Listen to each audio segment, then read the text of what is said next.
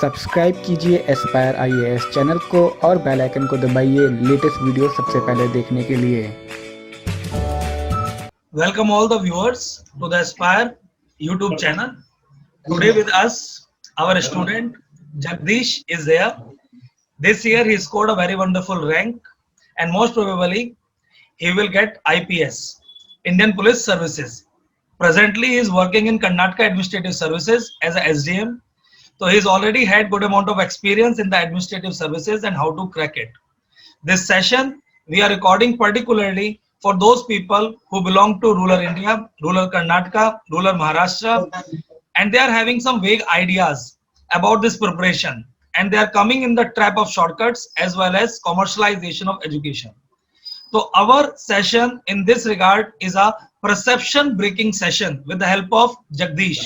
So Jagdish, congratulations. Thank you, sir. Thank you. And I'm feeling so much happy that you are smiling. Our teacher is working only to watch this smile. We want only one thing, your smile. That the hard work you put, ultimately it rewarded in the form of the success and the final name in the list. तो तुम्हें कैसा लगा अपना नाम देख के उस final list में? सर मैं बेसिकली वर्क कर रहा था, मेरा मतलब कोविड ड्यूटी पर हूँ मैं अभी। ओके। सो मैं जा रहा था एक कोविड सेंटर, तो उस समय मुझे पता नहीं था, मतलब आज रिजल्ट आने वाला है वो पता था मुझे, शाम में वो भी। ओके। तो 5-6 अराउंड, सो वो सुबह ही आ गया, मतलब 11 o'clock वगैरह। तो मैं जा रहा था कोविड केयर सेंटर, तो उस समय मेरा एक फ्रेंड ने कॉल करके बताया मुझे।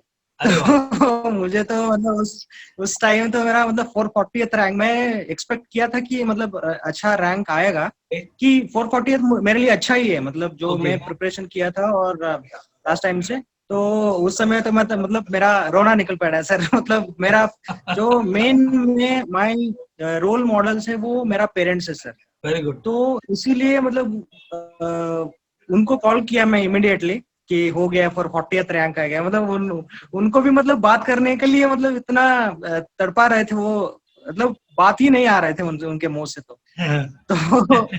एक्सप्रेस नहीं कर सकते। अंडरस्टैंड दैट फैबुलस फीलिंग, जो बच्चा इतनी मेहनत करता है, उसके माँ बाप उसके लिए इतना सेक्रीफाइस करते हैं, तो I can understand that feeling कि मुंह से आवाज निकलना भी उस समय मुश्किल हो जाता है। इमोशंस ओवरलोडेड, इमोशंस बहुत ओवरलोडेड हो जाते हैं उस समय। जगदीश, जगदीश ये सेशन हम लेते हैं बच्चों के लिए। तो first of all I want to ask only one thing कि now 30 days are remaining exactly for the upcoming PT examination and you already had the experience in the PT examination. तो आप अपने एक्सपीरियंस और अपने तजुर्बे से आज की नई जनरेशन को क्या बताना चाहोगे, that how to deal with the 30 days and for the 2021 PT examination? Yes sir. Sir उसके पहले मैं थोड़ा मेरा जर्नी, यूपीएससी का जर्नी बता देता हूँ प्लीज। तो क्योंकि मतलब इम्पोर्टेंट है ये भी, बहुत ज्यादा जरूरी है जानना कि कितना संघर्ष। मैं बेसिकली एक बेलगाम डिस्ट्रिक्ट से एक मोले करके एक विलेज है, तो उधर से बिलोंग करता हूँ सर मैं। और जब मेरा 10th खत्म हुआ, मतलब मेरा ये चाइल्डहुड ड्रीम नहीं था कि मैं यूपीएससी मतलब आईएएस ही बनना है मेरा। तो मेरा ड्रीम मतलब टाइम टू टाइम चेंज होते जा रहे थे। मतलब मैं जब मेरा 10th था सर, 10th खत्म हो गया मेरा, जो यूजुअली रूरल बैकग्राउंड में क्या होता है कि आर्मी ज्वाइन करना है, तो मेरा भी मतलब एक ड्रीम था मैं भी आर्मी ज्वाइन करूं। तो 10th कंप्लीट हो गया मेरा, तो आर्मी रैली जो होते थे सर इधर उधर, मैं भी मतलब जाता था उधर ही। लेकिन क्या हुआ इन बिटवीन, 12th में मेरा फर्स्ट रैंक आ गया कॉलेज में। तो 12th रैंक, फर्स्ट रैंक आने के बाद मतलब मेरा थोड़ा अच्छा लगा मुझे, तो मैं गोल पोस्ट थोड़ा आगे कर लिया, बढ़ा दिया।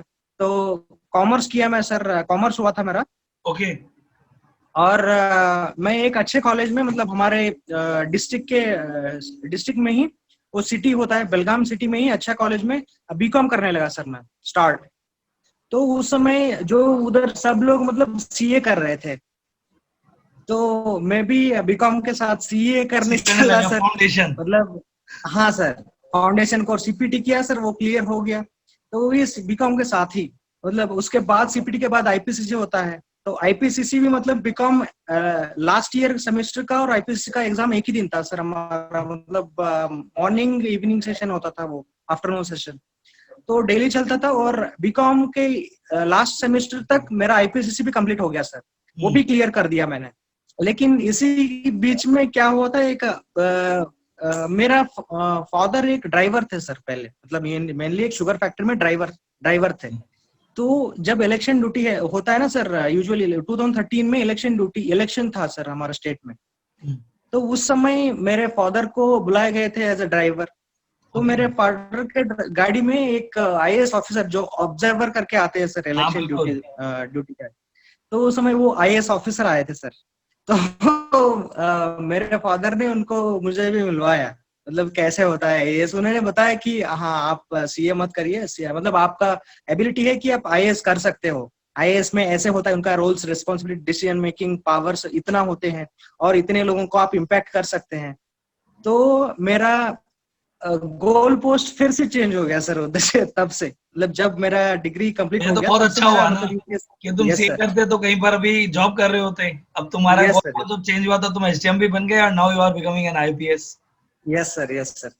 तो तब उन्होंने सजेस्ट किया सर मुझे, दिल्ली में एक वही वाजीराम वाला सजेस्ट किया मुझे।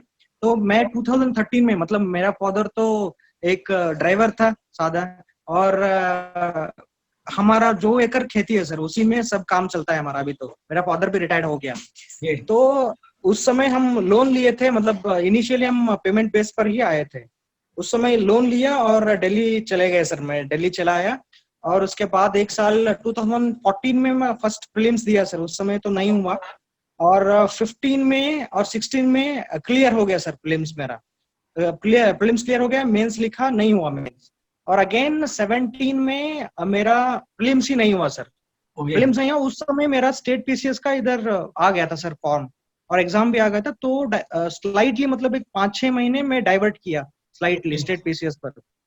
तो उस समय का ये अभी मेरा फल है, वो जो मैं एसडीएम बना हूँ सर, मतलब उसी की वजह से 5-6 महीने दिया था मैं।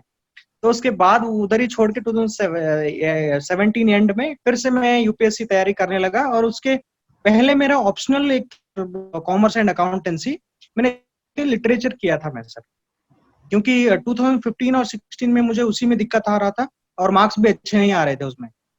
और इसीलिए मैं 2018 में हमारा लिटरेचर कन्नड़ा लिटरेचर जो है ऑप्शनल, वो लिया था। और 2018 में मैं मेंस क्लियर हो गया सर मेरा, और भी दे दिया। लेकिन फाइनली इंटरव्यू में थोड़ा कम मार्क्स आया सर मेरा, इसलिए रह गया था। तो अभी नेक्स्ट 2000 हो रहा मैं, खुशी लग रहा है। तो ये मेरा यूपीएससी जर्नी है सर, यूपीएससी की। Very very good. तो तुम्हारा कन्नड़, अभी तुमने प्रेजेंट अटेम्प्ट कन्नड़ लिटरेचर से दिया है? Yes sir, Kannada literature. Good. तो कन्नड़ लिटरेचर ही नंदिनी के पास भी था, कन्नड़ लिटरेचर ही तुम्हारे पास भी था। Kannada literature is a very good option right now. Yes sir, yes. Very good. तो now the next question and the last question Jagdish. Aspire को जब से एस्पायर खुला था 2010-11 से बोला जाता है as a rehabilitation centre, specially for the old students who are struggling hard. तो आपका लोगों को क्या कहना है कि एस्पायर आपके हिसाब से क्या है, और उन्हें अगर ज्वाइन करना है तो एस्पायर को क्यों ज्वाइन करें? सर मेरा मतलब 2013 अक्टूबर से मैंने स्टार्ट किया था यूपीएससी पढ़ाई करने। 13, 14, 15 3 साल मैंने प्रीलिम्स तो क्लियर किया मैं 15-16 में। लेकिन चीजें क्या हो रहे थे, मतलब जो न्यूज़पेपर पढ़ना होता है, तो हम जब पढ़ते थे पहले उससे, और आपको मैं जब ज्वाइन किया न्यूज़पेपर बैचेस, उसके बाद से मेरा मतलब इम्प्रूवमेंट अलग ही लेवल का था। क्योंकि प्रॉब्लम क्या हो सर, न्यूज़पेपर पढ़ने में हमें पता है कि क्या पढ़ना है चीजें पहले और क्या नहीं पढ़ना है। और इसके वजह से क्या होता है, हम सारे चीजें पढ़ते हैं न्यूज़पेपर से, तो और उसमें तो रिलेवेंट थोड़े ही होते हैं, और उसी में हम डेली 2-2 घंटे लगा देते हैं, तो यूज नहीं है वो। और एक ये चीजें हैं। और एक दिक्कत क्या होता है, हम कभी कभी बीच में 1 हफ्ते 2 हफ्ते न्यूज़पेपर छोड़ देते हैं जब एग्जाम के टाइम हो, नहीं तो मतलब यूजुअली ऐसे कंसिस्टेंसी तो नहीं रख पाते हैं डेली, क्योंकि दूसरे चीजें पढ़ने भी होते हैं। तो इसीलिए क्या होता है, वो डेली न्यूज हम फॉलो अप नहीं कर सकते हैं। जब मैं एस्पायर ज्वाइन किया, ये रियलाइज किया कि आपने तो एक हफ्ते का मतलब जो भी न्यूज़पेपर रहता है वो एक ही दिन में करवा देते हो और हर एक टॉपिक को रिलेट करके पढ़ा देते हो। तो इससे क्या होता है, हमें फर्स्ट थिंग ये रियलाइज होता है कि न्यूज़पेपर में पहले से क्या पढ़े, क्या पढ़ना जरूरी है न्यूज़पेपर में। मतलब फॉर एग्जांपल अभी जस्ट हो रहा था कि लास्ट राजस्थान में कुछ पॉलिटिकल क्राइसिस हो रहा था, तो हमें पॉलिटिकल क्राइसिस वो नहीं देखना है, ताकि उनके झगड़े नहीं देखना है, ताकि उसके बिहाइंड लीगैलिटी क्या है वो देखना है हमें। तो आपने वो समझाते थे हमें, तो उसके पहले तो हमें पता नहीं रहता था, हम तो उनके झगड़े देखते हैं मतलब मजे लेके बैठ। सही बात है। तो सर हाँ, वही मतलब न्यूज़पेपर क्लासेस का यही एडवांटेज है कि हमें क्या पढ़ना है और आपका एक नोट्स बन जाएगा, एक बेस बन जाएगा। उसके बाद एक दो बार आपने न्यूज़पेपर क्लासेस कर लिए, उसके बाद आपको जब भी आप हिंदू पेपर न्यूज़पेपर उठा ले, ऑटोमेटिक लग जाएगा हाँ ये इंपॉर्टेंट है चीज है और ये इंपॉर्टेंट नहीं है। You और learn. वो पढ़ते पढ़ते हमें इजीली मतलब वो अंडरस्टैंड हो जाते हैं चीजें। तो उसके बाद आप अपने खुद से भी नोट्स बना सकते हो न्यूज़पेपर से। और एक चीज क्या है सर, आप जब न्यूज़पेपर में मार्क करा के हमें नोट्स बनाने के लिए बोलते थे पहले, तो फर्स्ट टाइम आप जब एक साल कंटिन्यूअसली जब नोट्स बनाते हो, तब वो चीजें आपके माइंड में बैठ जाते हैं सर। जो बेसिक चीजें होते हैं माइंड में बैठ जाते हैं। ऐसे बोलते हैं कि 1 time writing equal to 10 time readings. ये बहुत सही है सर, मतलब ये तो 100% श्योर है। ये तो आप जितना लिखते हो, नोट्स बनाते हो, उतना मतलब माइंड में बैठ जाते हैं उसके। लेकिन जगदीश, इसी चीज को आज की एक नई जनरेशन क्रिटिसाइज भी करती है। जैसे ये मेरा एक्सपीरियंस रहा है कि जो नई जनरेशन है वो कहती है कि अब यूट्यूब पर इतने न्यूज़पेपर के चैनल आ गए तो हम सर के साथ 3 घंटे क्यों पढ़े, 4 घंटे क्यों पढ़े। एक जनरेशन ये कहती है कि जो चीज रेडीमेड अवेलेबल है, नोट्स एडिटोरियल्स के आजकल वेबसाइट्स पर, तो हम क्यों करें।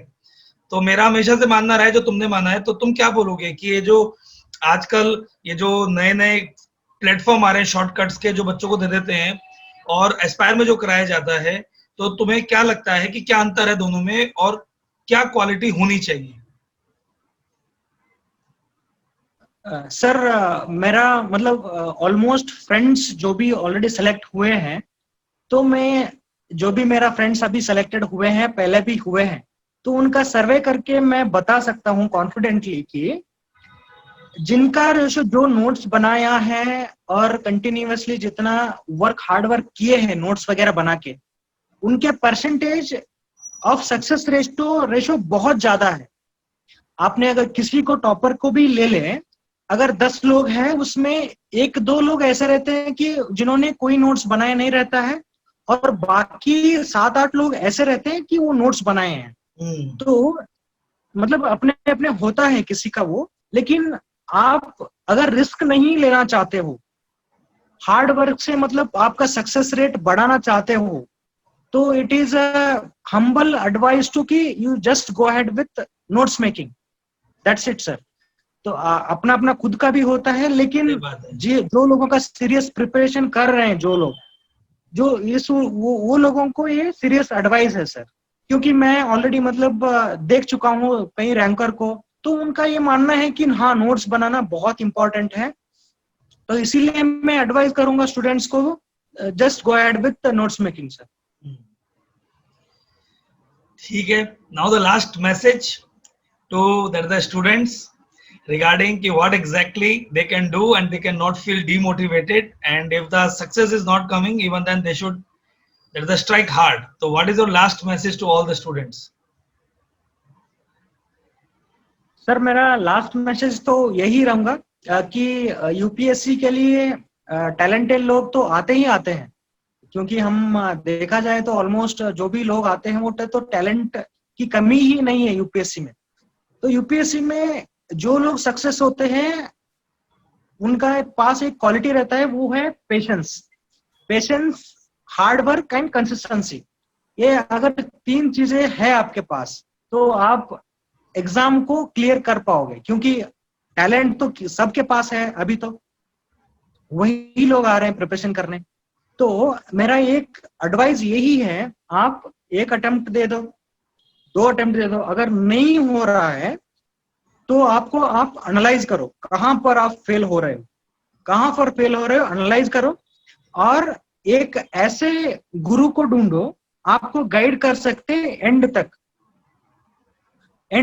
गाइड कर सके। क्योंकि क्या होता है, हम चीजें बिगड़ जाते हैं, हम इधर उधर भटक जाते हैं। कोई कभी कभी टाइम को डिफरेंट इंस्टीट्यूट का डिफरेंट अलग रहता है स्ट्रेटजी, तो आपने सब अगर फॉलो करने लगे तो at the end of the day आप कहीं में नहीं जाओगे, इधर उधर भटकते जाओगे। तो इसीलिए मेरा एडवाइस यही है, तो आप अपने फॉल्ट्स को समझो।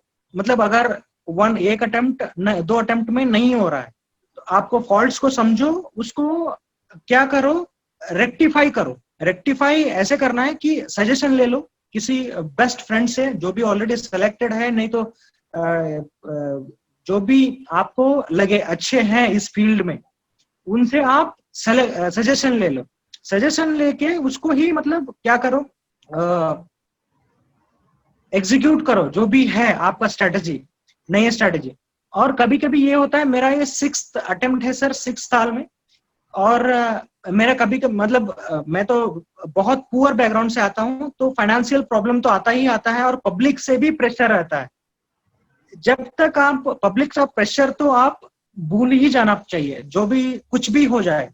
क्योंकि क्या होता है, लोग तो मतलब जिनको गाली देते हैं, फाइनली आपको चीजें ऐसे हैं, जब आपको लोग गाली दे रहे हैं कि कुछ नहीं कर रहा है, कौन से मतलब यूपीएससी पे गया है, दिल्ली गया है, कुछ नहीं कर रहा है इतने साल पर, 3-4 साल हो गया, और सबको गाली देंगे वो लोग। तो मामा को भी देंगे, सबको देंगे सर। मुझे तो ये रियलाइज हो चुका है।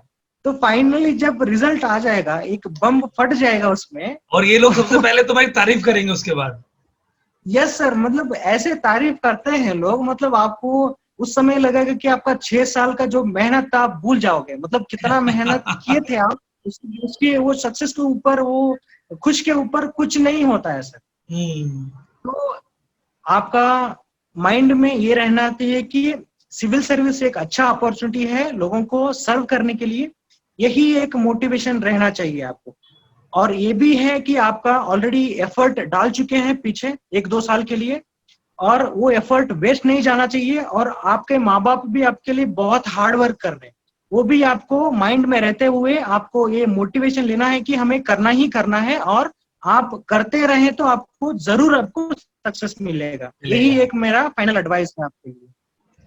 बहुत अच्छा लगा Jagdish, thank you for your precious time, कि आप अभी जॉब पर भी हो और ड्यूटी के बीच में आपने हमारे लिए टाइम निकाला, और नए बच्चों के लिए टाइम निकाला, जो बहुत जरूरी है।